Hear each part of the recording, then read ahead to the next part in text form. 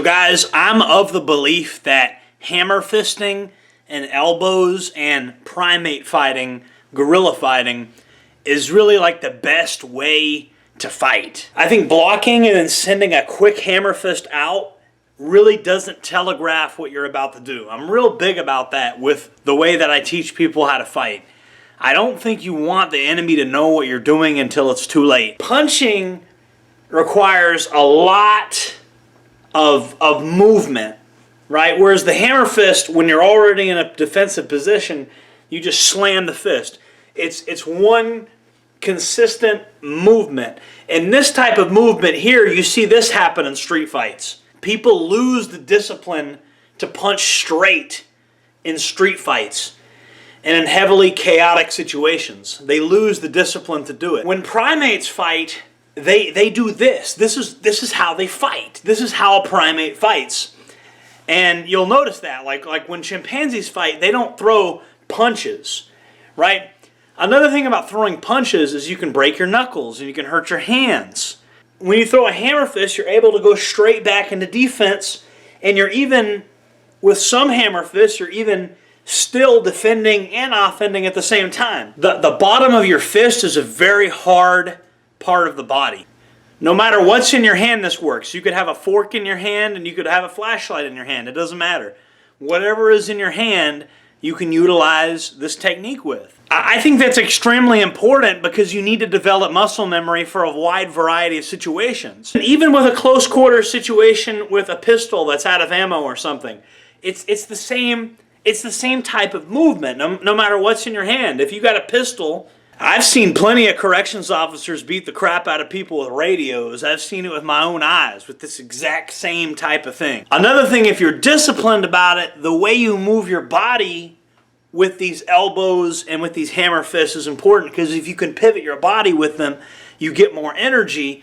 But in those highly chaotic situations where you forget to do that, you're not totally screwed. If you really know what you're doing, you can get one knee behind the knee of the other person, and then you can actually use this technique to throw somebody's whole body down. This is something that I've seen done in real life before. I've seen people do this more or less kind of accidentally. I think fighting styles that recognize elbows and these 2 points of contact as both a blocker and an attacker, I think that's a very good fighting style. Any fighting style that acknowledges that the 2 best points of contact, in my opinion, are here and here. Your elbow and your hammer fist is your 2 best points of contact. This is how primates fight.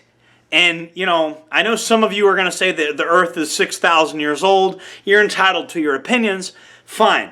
But according to mainstream scientists, human beings are a species of primate. We are, you know, according to mainstream science, human beings are a species of primate. And I apologize to those of you that think the earth is only 6,000 years old. You're entitled to your opinion. That's just what the mainstream science says, okay? And so if we're to apply the science, if we're to apply the natural way that we want to fight, this is the natural way we want to fight. And that's why you see people in street fights doing this crap. Because it naturally, it's the way your arm wants to go, right? And so work with that natural tendency instead of against it, and then realize that these parts of your arm here is great for blocking and striking.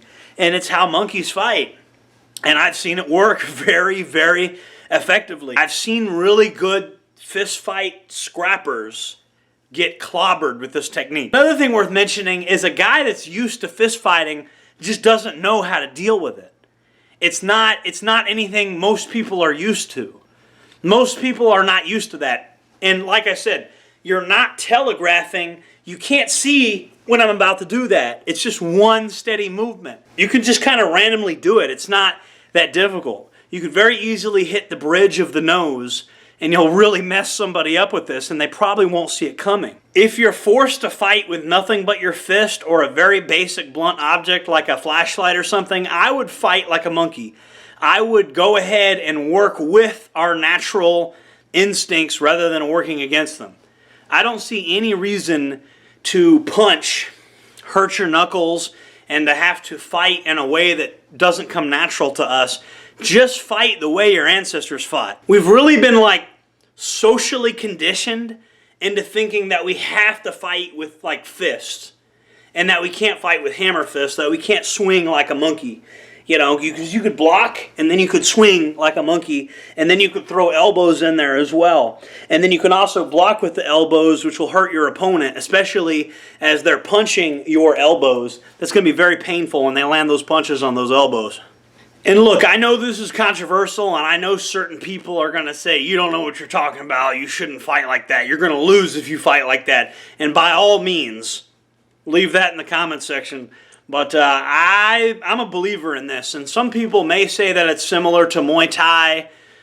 Some people will say this is similar to certain Filipino martial arts and stuff like that. I don't know the exact martial arts. I don't really consider myself a martial artist. I just consider myself a person that's been places and done things. A lot of people have told me that the moves that I do are a combination of like Krav Maga and Filipino martial arts.